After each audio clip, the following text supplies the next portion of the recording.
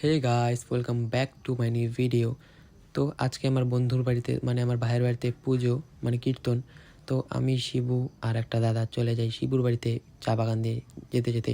তারপর বাড়িতে গিয়ে দেখি যে কীর্তন হচ্ছে। কীর্তন দেখতে দেখতে আমি শুয়ে পড়ছিলাম। তারপরে দেখি সুমিত আর শিবু শুয়ে আছে।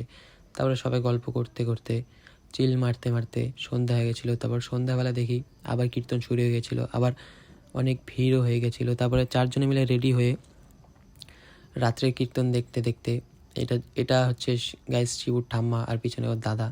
তো কীর্তন দেখতে দেখতে আমরা বাজার থেকে নিয়ে এসি বোম, চকলেট বোম ফাটাচ্ছিল শিবু। বোম সোম ফাটিয়ে